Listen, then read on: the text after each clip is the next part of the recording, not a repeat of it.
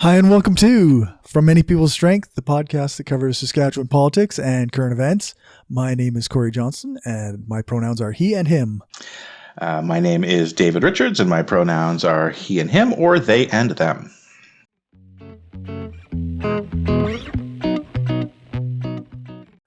Saskatchewan woman found frozen to death. She was released from a correctional center 3 days before she was found. Yeah. Kimberly Squirrel was a mother of 6 who struggled with addiction and mental health. She was found in a residential area of Saskatoon on January 23rd. She had been released from the Pine Grove Correctional Center near PA, about 160 kilometers northeast of the city. This one's, so much wrong with what happened. One of the things in the article they talk about is this specific death that problems with the facility are not one-off, that this is not an isolated incident, that it's reaching the extreme of death is not a common occurrence. But the family was really frustrated because they mentioned that they hadn't even known she was being held, which is really odd to me. Like, you'd think somebody would know. And there's definitely issues around privacy, but there needs to be more supports for a transition. Like, again, we've talked about this so many times. I think the state incarcerating someone, like the state confining someone, the state inflicting violence upon someone, because holding someone against their will is violence. Yeah. The state committing violence against someone should have an incredibly high threshold on when that happens. And when, even if something does meet that threshold, it then, like, the downside for the state for doing that is you then are responsible for someone. Like, if you are taking someone into custody, you become responsible for them, and that includes the transition afterwards. Right. Yeah. Like, the idea that you would just let somebody out and they don't have a ride, they don't have a place that you know of to go, like, it seems like a failure pretty deeply, right? Yeah. Yeah. And they talk about there's only one women's facility in the province, which means when they're being released, it could be any distance from a person's home. I don't know how far it is in this case, but, like, the province is big. This is silly. This is, like, ridiculous. You know, like, how can there be one only? And then you don't even take care of people when they're trying to get places. Like, yeah. And again, it comes down to what's the purpose of incarceration? Are we looking at, is it rehabilitation? Is it trying to protect someone from the person who you're incarcerating, or is it really just vengeance and punishment? Because if it's either of those first two, what we're doing isn't working, right? We do not have a rehabilitative system. We set people up for failure once they enter the prison system. And as far as if someone is a threat or is a danger, locking them up for a number of years and then releasing them at the end of that chunk of time, if they are a danger, all that does is delay the danger. Like, that doesn't, right. And I'm not advocating, like, every sentence gets life imprisonment, obviously, but, like, if all you're doing, if all you're doing is lock someone up for X amount of time and then release them, you've now taken someone away from their supports. You have put them in a violent environment. You have, put them in a situation where, like, they are, if anything, they are more likely to become violent upon getting out. But even if not, even if it's just a flat, again, all you've done is delay things. So now 3 years later, they're the exact same person they were 3 years earlier, because you're not putting supports in place to help with healing and rehabilitation. And again, that just comes down to punishment and vengeance. And everyone says that's not the reason. Like, I think we could at least have an honest conversation. If someone says, no, I think someone who takes drugs deserves to be punished because I hate them, or if someone is doing sex work, or if someone is, committing other crimes, like whatever crime. And I don't know what crimes were committed in this specific case. I don't care. It doesn't really matter. So I be clear that me giving a couple examples is not in any way, shape, or form speaking of this specific person. Right. But again, it just comes down to like, if someone really thinks, someone who does those things deserves punishment, just come out and say it and be honest. And I can go, hey, you're a shitty person. I can, and like, I'm allowed to think that about someone, and people are allowed to think that about me. If people hear me say, I don't think we should punish people, I think punishment is bad, they can say, oh, he's a hippy dippy leftist liberal, latte sipping, bleeding heart, right?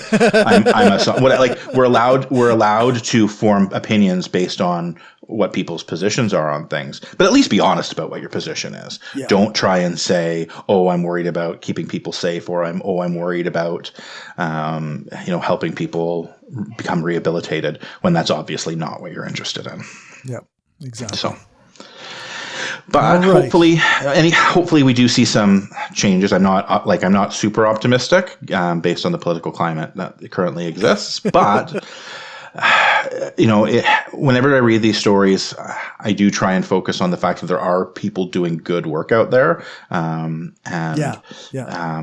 think this is a good opportunity to support those who are doing the work of trying to get prison reform. So, bill to relax criminal penalties will make change in First Nations people's lives, says Saskatchewan chief. Liberals say mandatory minimum penalties disproportionately harm Indigenous, black offenders. Yeah. And this is absolutely the data supports that. Yeah. And I'm happy to hear that they're going to be relaxing penalties for drug offenses. This is, a good story, actually.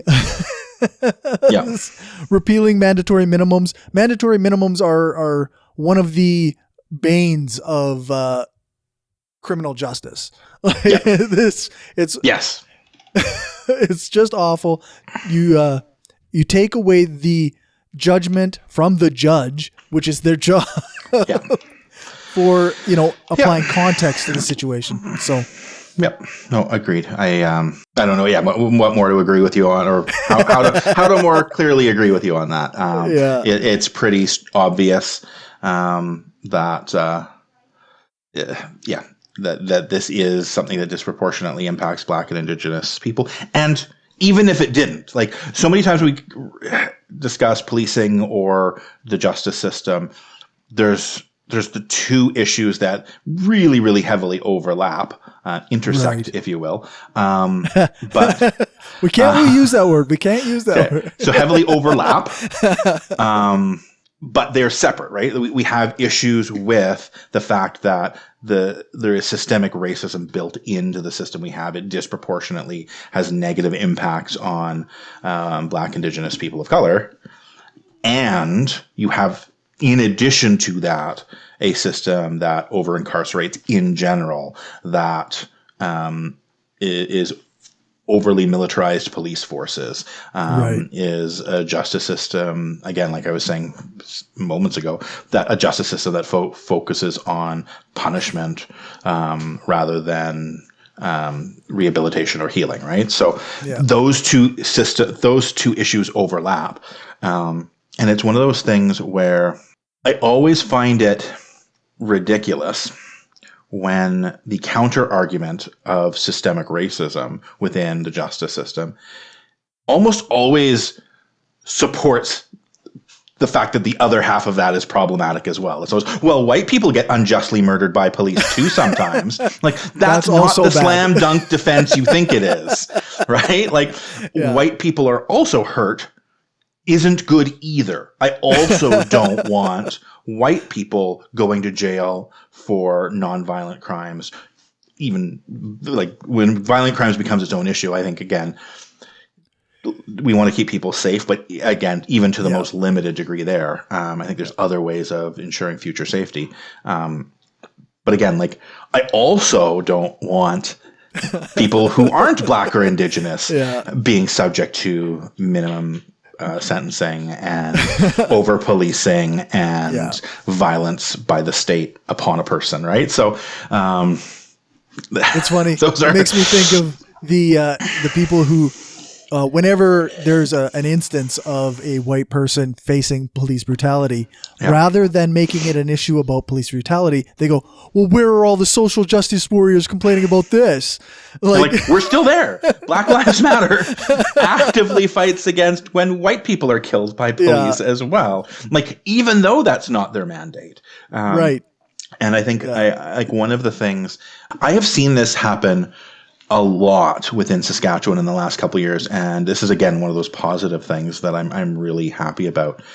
In the last couple of years, every time there's a Black Lives Matter rally or missing and murdered Indigenous women's protest, and then something about Indigenous civil rights comes up, there are always people from the other community. So if it's at a Black Lives Matter protest, there are always Indigenous women and Indigenous elders there going, they stand up for us when we are hurting. They come to our rallies. It's our job to continue to stand in solidarity and not speak over them, but support them. And the exact same thing happens the other way around. I've been at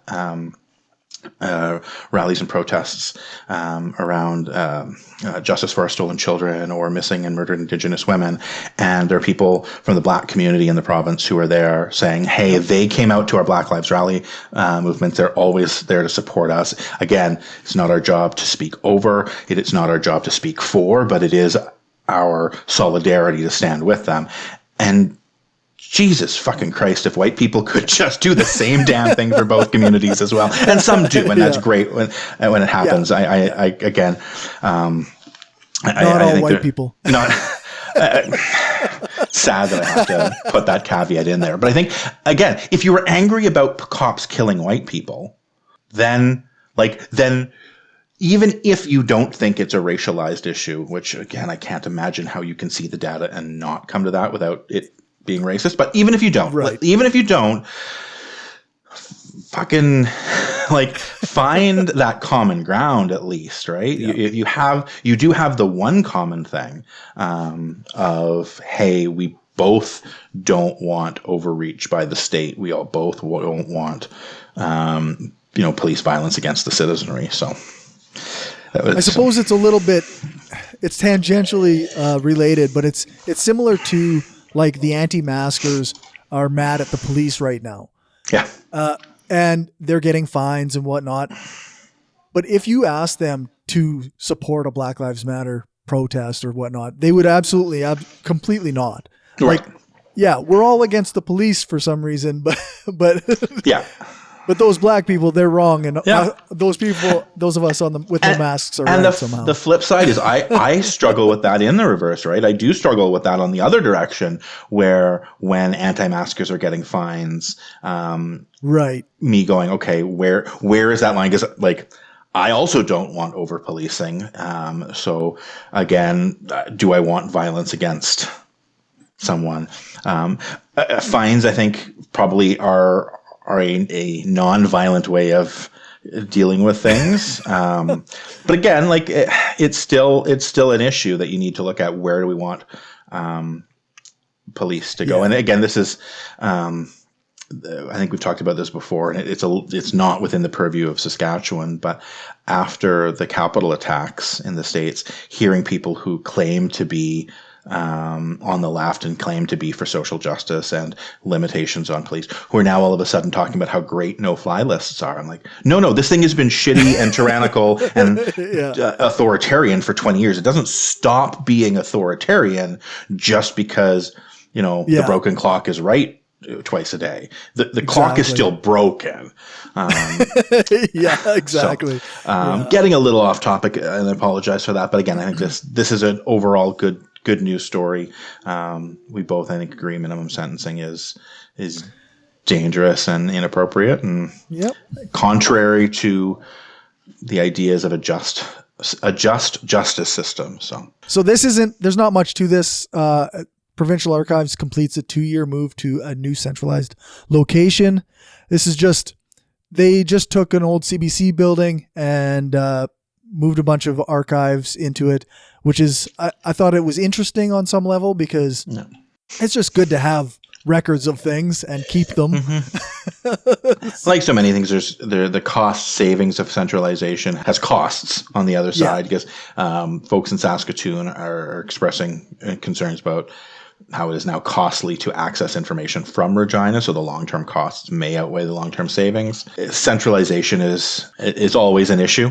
And again, it's that this is maybe where I am agreeing with the Sask party or their bureaucrats, but it's always that thing where conservatives, and we talk again, broken record, but conservatives at the provincial level never want centralization when it's done at a federal level, but always want centralization when it's done at a provincial level. Right. The philosophy sort of, it's not actually a coherent, cohesive philosophy. It's no, we just want the power. We want you to decentralize it down to the provincial level, but centralize it up from the local level. Yeah, that's right. But I think all in all, in this case, it does make sense. There's some cost savings there. I do understand the downside of researchers from Saskatoon having to drive to Regina. And, if it was the other way around, that's an issue there as well. But it's like you say, it's just, that's one of those issues that if you have a centralized location where all the archives are, that's just going to be something that happens. Yep. I'd rather people from Saskatoon have to make a couple hours of driving rather than documentation get lost because it's spread out and there's inconsistent maintenance of it. So this venue, Saskatoon's Buds on Broadway, got a $14,000 fine for not following restrictions. Mm-hmm. I guess we also talked about Mr. D's last week. So this is the week before. Stats happened as well with the Stats Cocktails and Dreams had their issues. Yeah.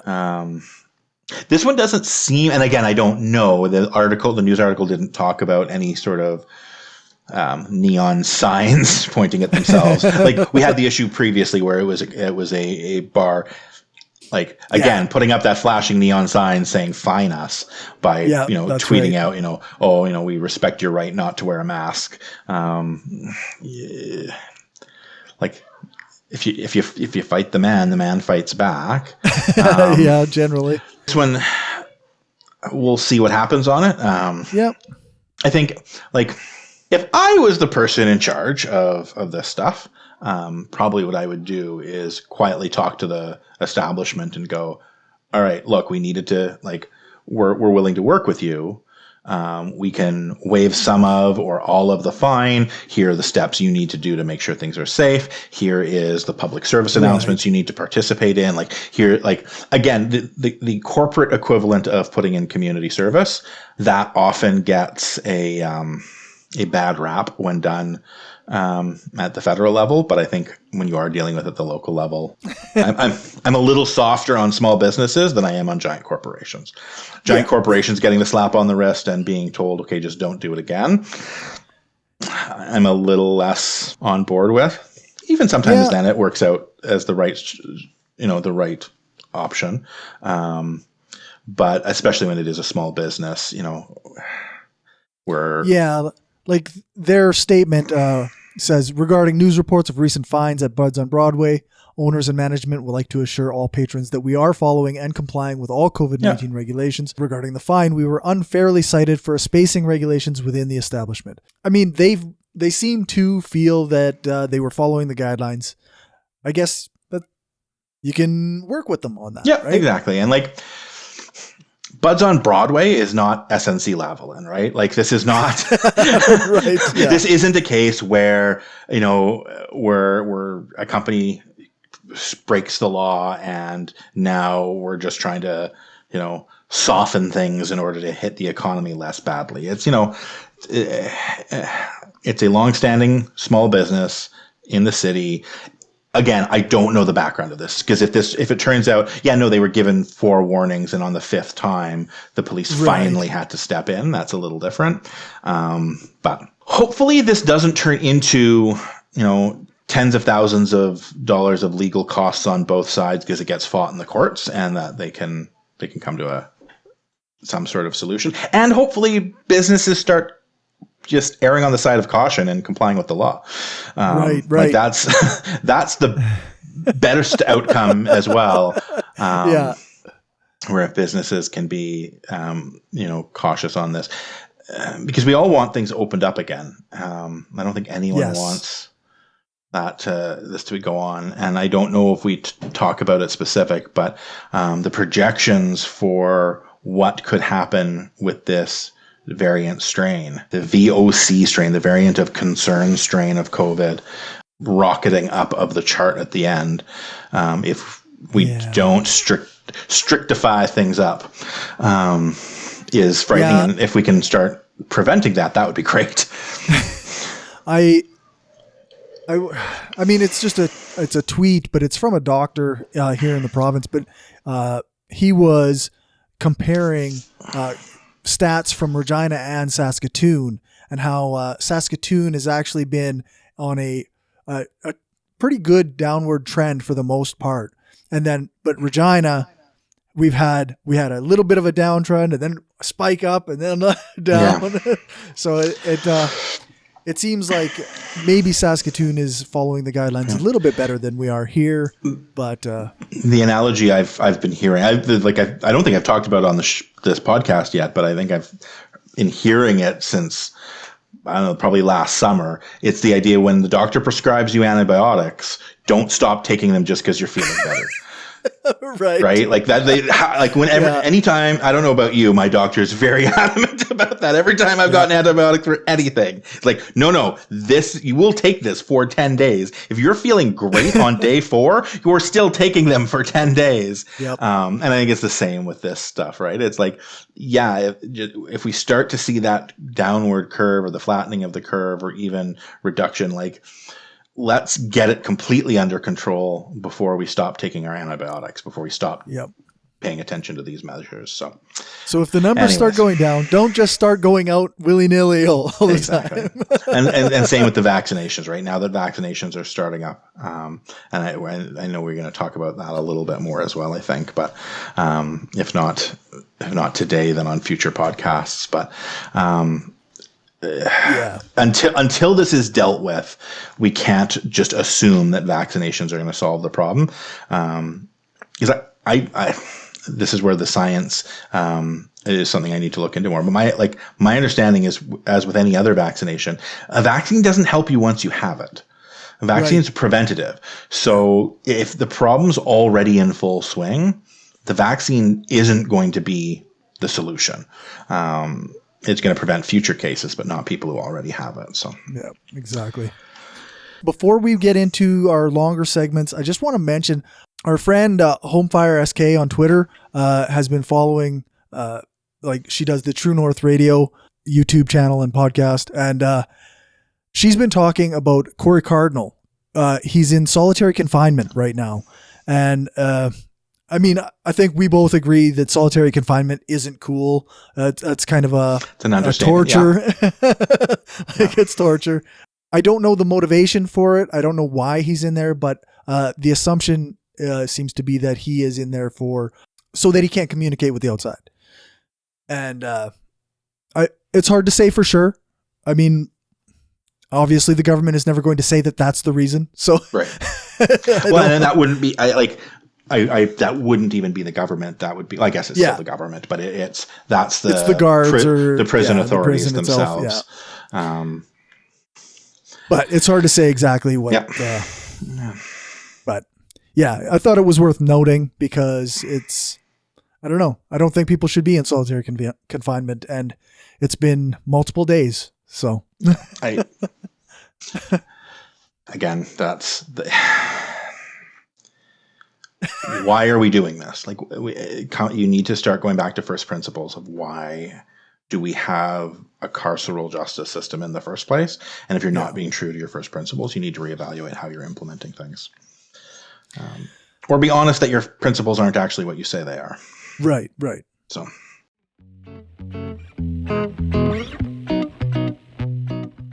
Community stakeholders wrestle with pushback against rural treatment center.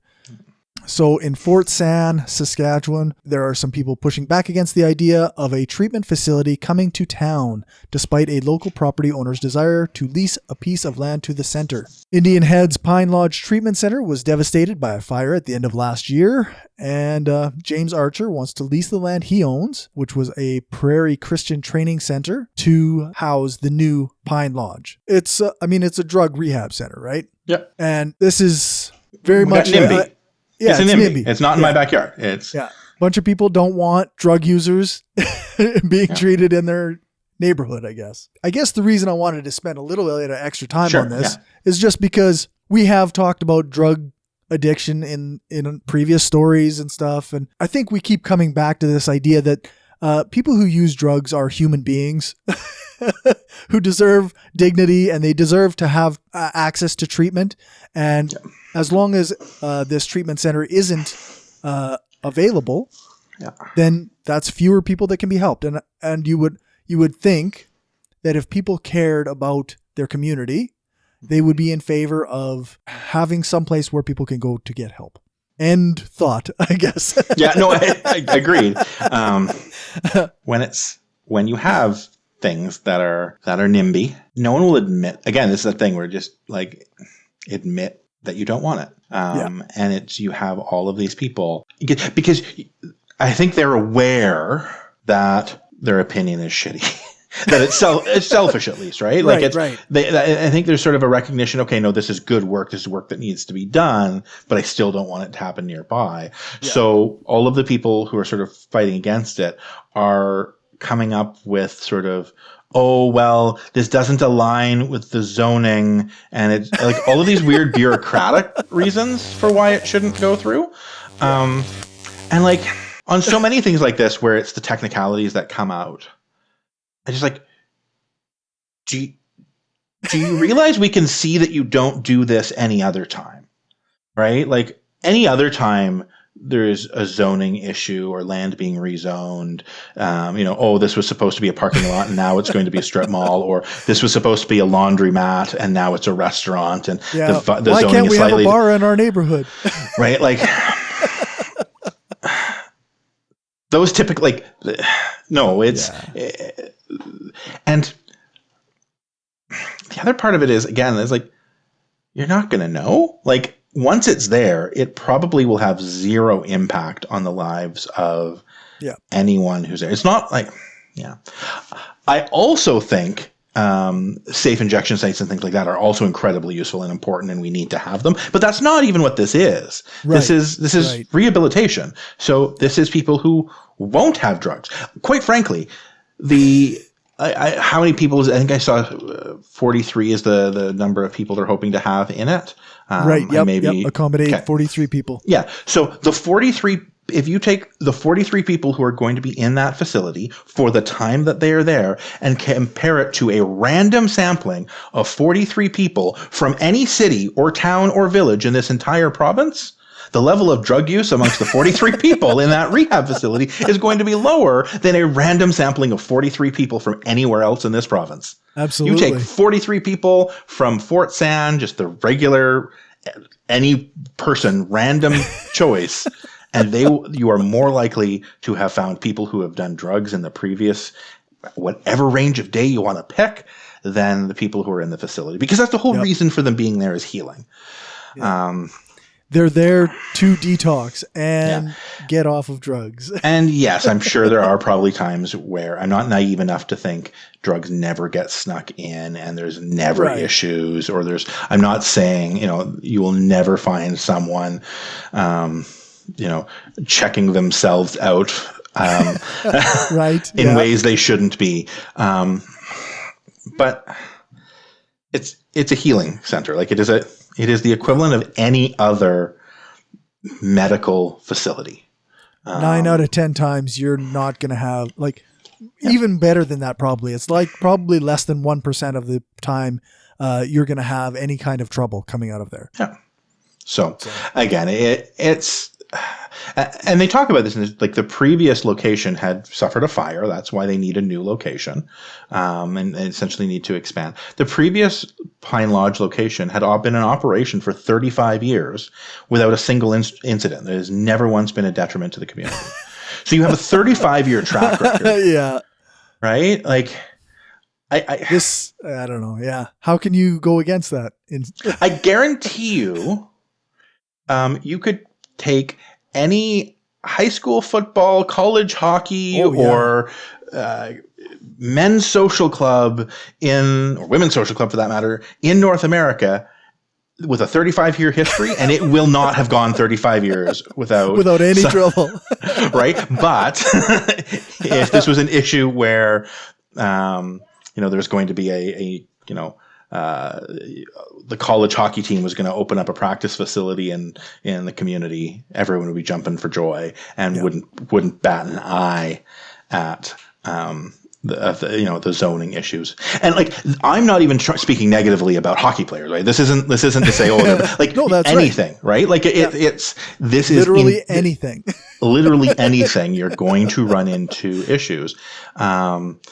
And this is people who, they have a medical issue. It's have an addictions issue with alcohol or an addictions issue with drugs, whether recreational all along or in some cases started off as prescribed medication, and addictions happened because of that. Like these are medical issues that came about,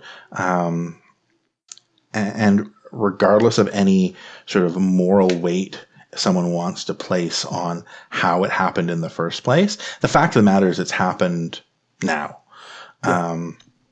And like, there needs to be, we need as a society come up with ways of healing people who have health issues. This is one that shouldn't have a negative impact. And it's disappointing to find out that the stigma and the shame that prevent healing may prevent the building from happening as well. So, especially like for all of those people that are currently saying, well, when everybody's talking about COVID, we're ignoring the addictions and overdoses in our province. This is helping. Yeah. This is supposed to help. This would help. Yeah. Don't. Yes. You lose the right to start saying those things.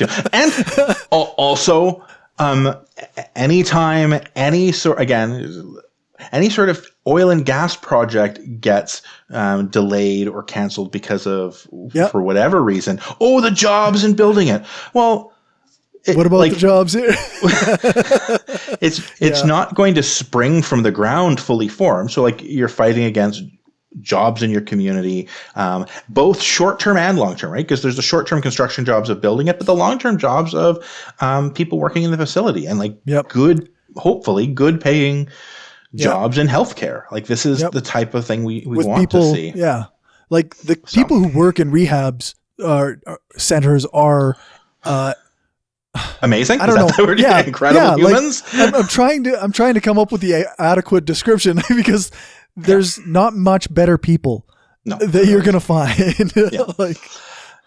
And again, that cold-hearted capitalist perspective that I bring, again, it is good for the economy. It's good all around. Yeah. Like this should be a win-win-win story. And it's frustrating to find out that stigma is pulling away from that. But those are my thoughts on that. So we have the new suicide prevention funding. So again, speaking of mental health and healthcare, I think this is good. This is an optimistic story. Yeah, even has the word optimistic in the headline, so it must be optimistic. Not something you see too often. No, and again, if they implement it, and I hope this isn't one of those things where they reap the benefits of the goodwill and then backdoor cancel it later, right. To the credit of the Sask Party and Minister Mark Miller. Like this is the type of thing that during the provincial leadership debates, Scott Moe kept saying his party would do. And you and I both called him out on the fact that it's not like his party hasn't been in government, and should have been doing this stuff a lot more, a lot sooner. But in that they can't change the past, and their party's own record. Their support for this, I think, is important, and is a good sign. I don't want to give them too much credit, because this definitely sounds like it is far more driven by the Federation of Sovereign Indigenous Nations themselves. Like FSIN seems to be the ones spearheading this, organizing it, doing most of the logistics and the hard work and the heavy lifting. And the Sask party just signed on. Yeah, but like, good for them for signing on, right? Yes. Like, I don't want to take that away from them, but I also don't want to in any way diminish the fact that this is an Indigenous-led initiative, and that it is the Indigenous Saskatchewanians who have put the hard work to get it to the point we're at. And again, hopefully it goes forward. One of the things they talk about is Vice Chief David Pratt talked about how he's optimistic, but one of the things that's really important and that hasn't been settled on yet is the funding model. Because having a 5-year funding model becomes really important. Because as soon as they go year by year, you lose out on hiring the best people. From a budgeting perspective, from a recruiting perspective, from a managing attrition, like all of those things that businesses have to, and again, this isn't a business, but from all of those things that you need to look at to have a sustained enterprise that recruits strong people, that has succession planning, having a 5-year funding model is huge, because like a lot of people won't take a job if it's like, won't leave a job they're in currently for a 1-year term somewhere. If you have someone who is the best in their field, they're amazing at what they do, and someone comes along and says, hey, we have this amazing opportunity. You're going to do great work. We would love to hire you. You would be perfect for our organization. And you say to them, but we can only guarantee you one job. That person goes, I'd love to do it. This is the type of work I want to do. But how do I say to my family, I might not have a job in a year? Yeah. So if you can guarantee, this is a full-time permanent position, because with 5-year funding models, you can, well, even with a 5-year funding model, you essentially can at that point make positions permanent, because you have time to secure funding at the back end. Well, it's not like you hire people for a 5-year term, right? So they're hired permanently. Once a thing like that is solidified for 5 years, it becomes part of the environment, right? Like then you have to justify not funding it.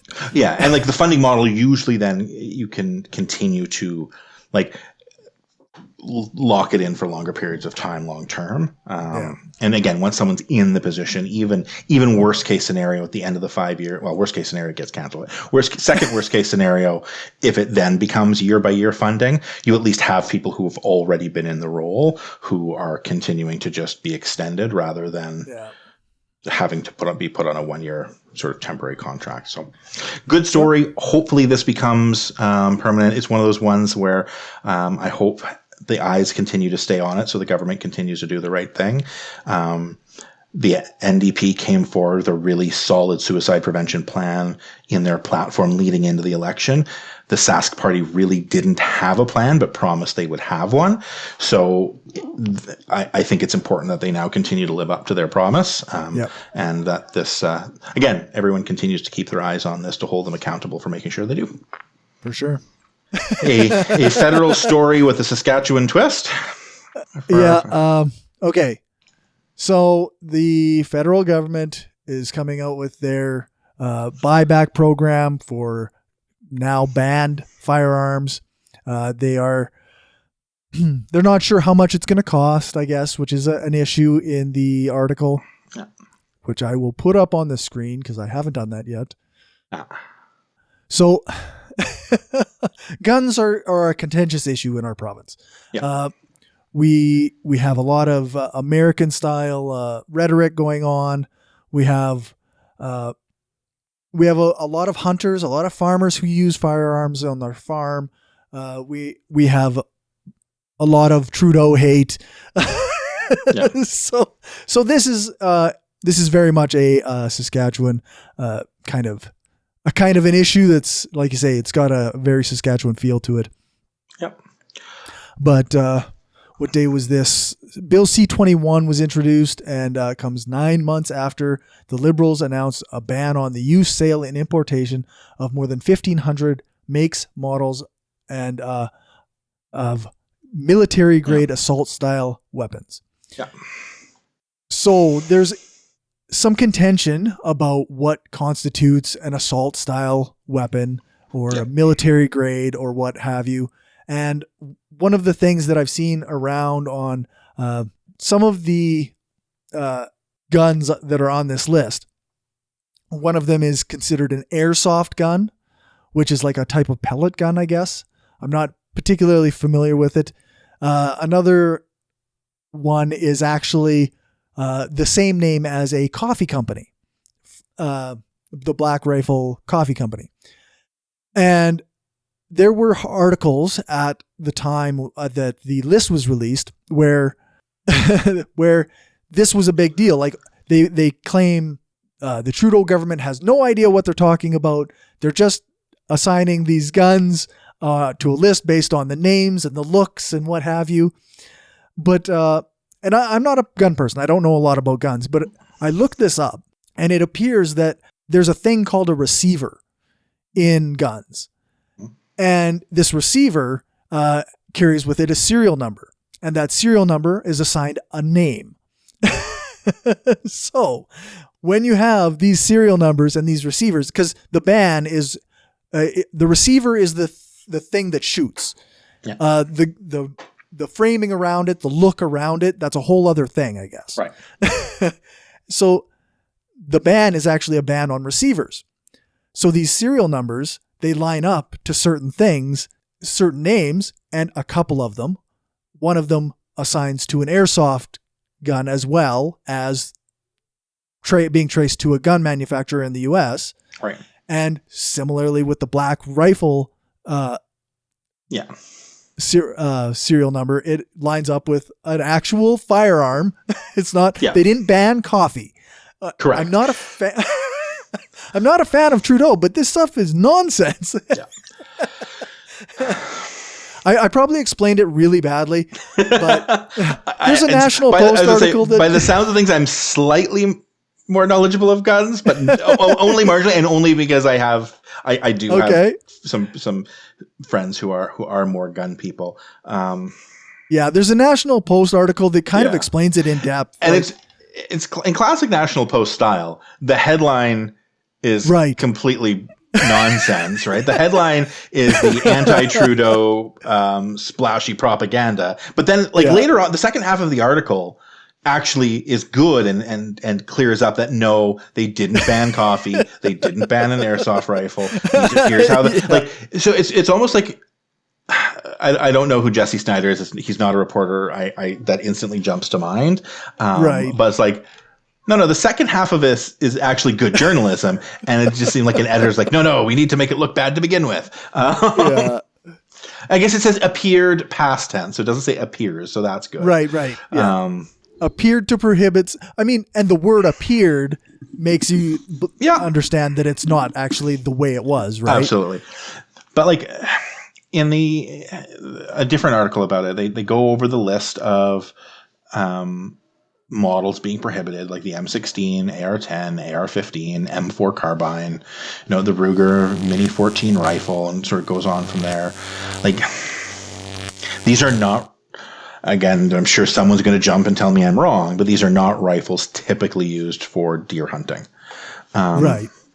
So, well, yeah, I mean, of course, somebody's going to come in and be like, oh, no, why use that for this all the time? I also will point out, it is a matter of Canadian law. We don't actually have a system that holds, previous court cases are set new law. But we do have a Canadian court case that the ruling, the defense of the defendant was people don't kill people, guns kill people. That guns, even according to the jury and most supporters of Gerald Stanley, like most of the people who said just kill you. if you do even if you do absolutely everything right with a gun and you haven't broken any laws and you're following all proper gun safety regulations and measures, a gun can just magically kill people, shoot someone in the back of the head while they're sleeping, even if you've done everything right and haven't broken the law. So Canadian, like we have a court case in the Canadian justice system that ruled and supported wholeheartedly, full-throatedly by most conservatives in this province, most gun right advocates in this province, I would add, that people don't kill people, guns kill people. You know, I have to be honest, like I will say that when it comes to the issue of guns and the federal Liberal Party, that this is definitely feels more like optics than good law. Yes. I don't think it's necessarily bad law. I think, but it is, yeah. I definitely think what they are doing is far more for, fulfilling a campaign province. It reads well in Ontario. It reads well in places where the Liberals are competing with the NDP for votes. It's like the abortion issue on the right? Like it's a thing that the Liberals can trot out every couple of years. The opposing side of this issue always looks incredibly stupid.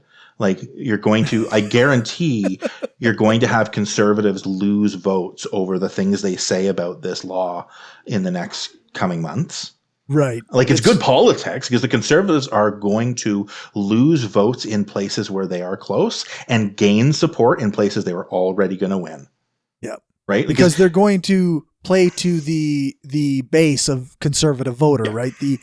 The pro gun crowd, the ones that have no nuance to the discussion. And like the conservatives, if the conservatives gain more votes in Saskatchewan, they don't actually gain any more seats because they already won them all. Yeah, that's right. Effectively, right? And same with Alberta. Like I think there's a couple in Alberta that are not. But you could becoming more popular in Saskatchewan and Alberta gets the conservatives a grand total of diddly squat. Yeah, exactly.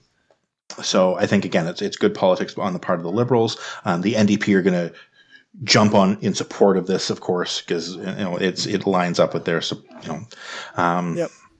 That said, one of those lines you hear in memes, if you go far enough left, you get your guns back.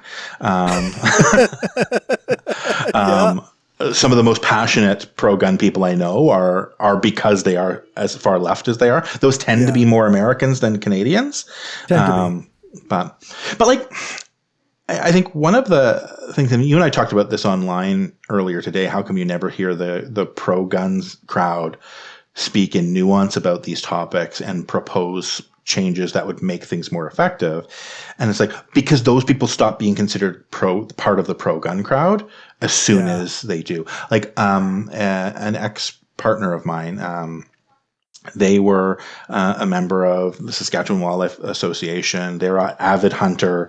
They've owned guns their entire life. They're looking at getting their the license for handguns because they want to get into handgun target practice shooting and stuff. Okay.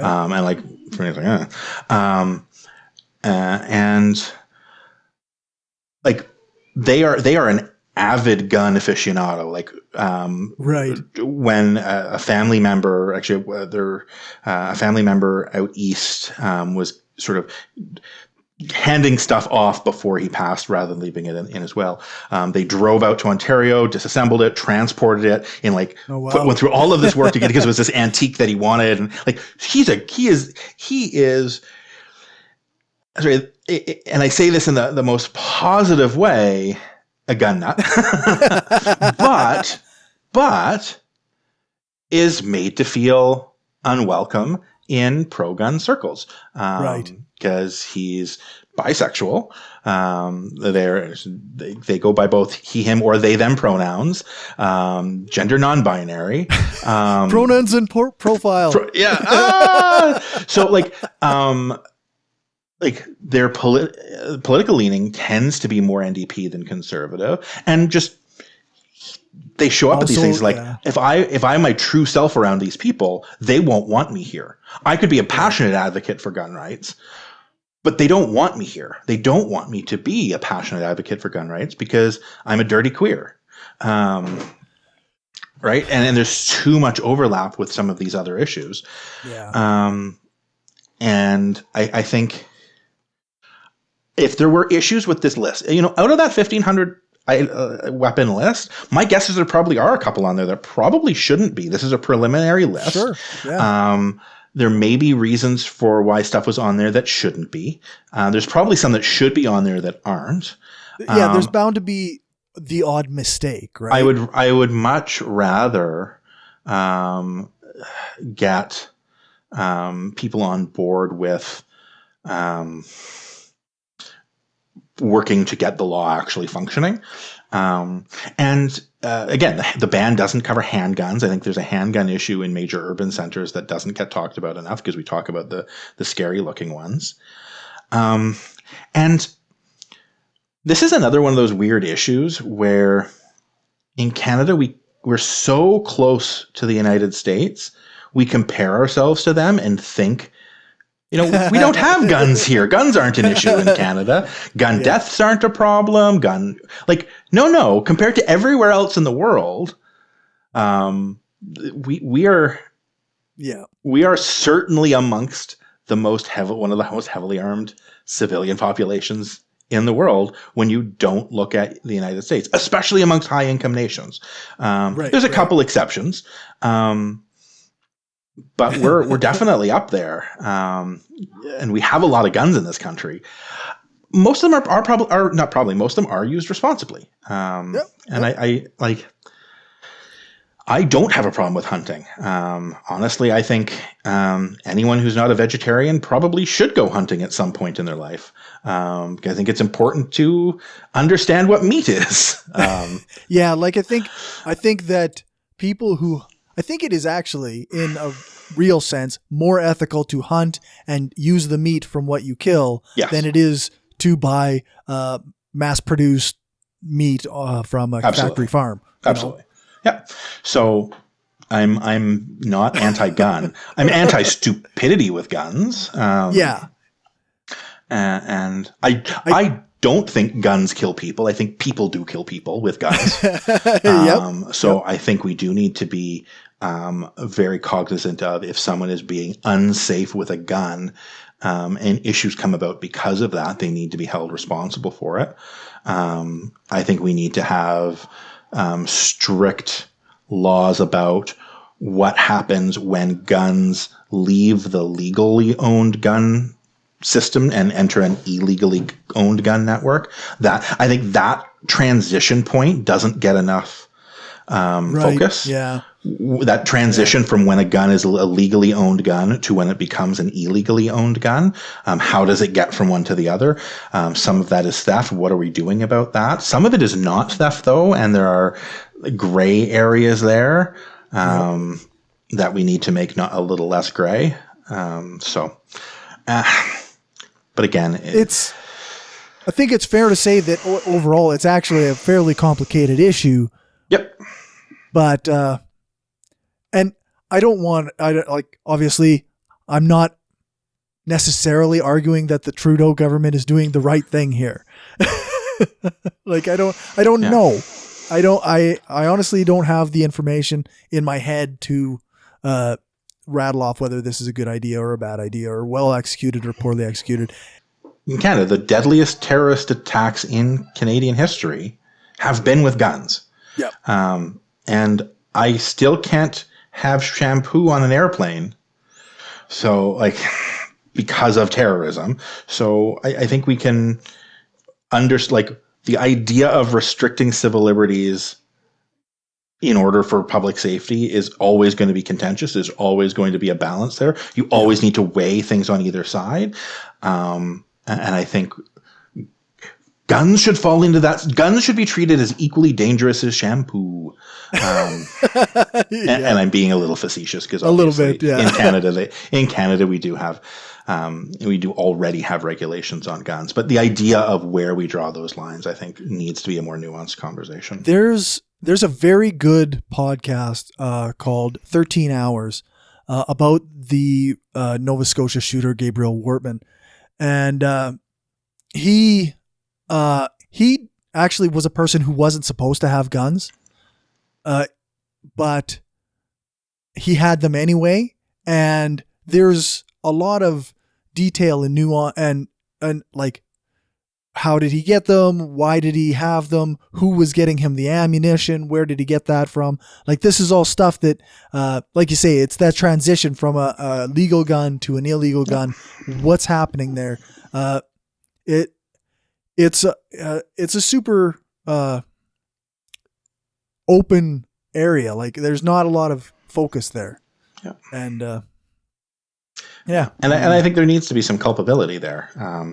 Again, we started talking about carceral justice systems and over policing by the state and things like that. But from a responsibility standpoint, someone who gives or sells their gun illegally to someone and that gun is then used in a crime, I think that person who gave a violent criminal a gun, and that violent criminal then killed someone with said gun, that guy who gave the gun should probably face at least as much consequences as someone who does drugs in their living room.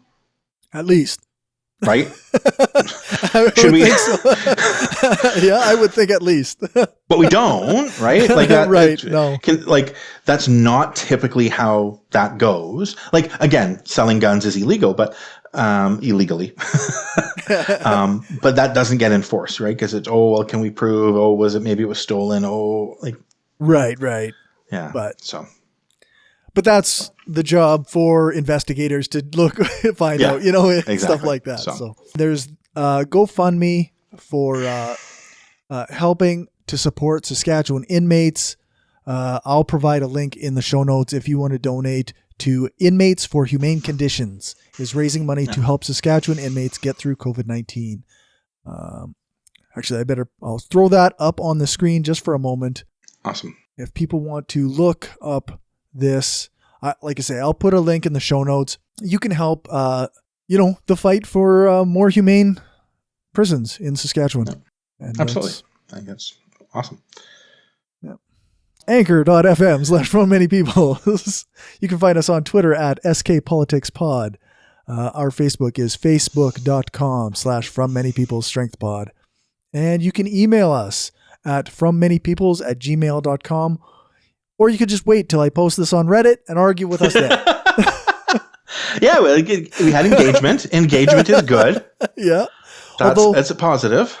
I'm not really a person who reacts well when somebody says, "Oh my God, can you point to where this issue is in this incredibly boring podcast?" Yeah. I think if someone said, "Hey, I want to listen to when you talk about this specific issue, can you point it out?" But yep. Don't insult something. And I'm going to be honest, if it's not your cup of tea, don't listen, don't watch. I don't listen to podcasts. I'm going to be blunt. If I would not listen to this podcast, I find everything that you say very interesting. I would not listen to this podcast because I don't listen to podcasts. Right, I find podcasts in general, I would much rather read something. Recently I was discussing something online and it's like, watch this 18-minute long YouTube video that explains things. And for once I did, I never actually do. And this was someone on the left, not someone on the right. And I was like, I watched the video they posted. It's like, yes, this was like poli-sci 100 stuff. Like 98% of this is stuff I knew. Most of it I could have read on Wikipedia in about 3 minutes. No, right. All of this was stuff I could have read on Wikipedia in three minutes. Right? I'd rather read it. I don't want to watch stuff. I don't want to listen to stuff. So podcasts aren't my jam. But then, feel free not to listen. I don't know. It is a free country. Well, and someone's like, this is just sounds like it's just a pair of dads sitting around talking about politics. Like, Well, that's because it's a pair of dads sitting around talking about politics. I think it's weird that people want to listen to us, to be honest, but I'm kind of glad they do. It's kind of neat. That's the thing I look forward to being able to talk about stuff. But the thing that I have learned, and that I thought this before, was like Saskatchewan gets overlooked, right? Yeah. In almost every way. Yes. And part of the reason for that is because we're such a one-sided spot. Like nobody is getting any media out of Saskatchewan that isn't conservative. And there's more conservative people out there that they'll listen to. There's, when I listen to media criticism, nobody's saying, well, the media in Saskatchewan is so terrible. No. Well, as we talked about, like John Gormley's show is on for however many hours a day, every day. Like I think when you count the repeat broadcasts, it's probably well over 40 hours a week, if not more. Oh yeah.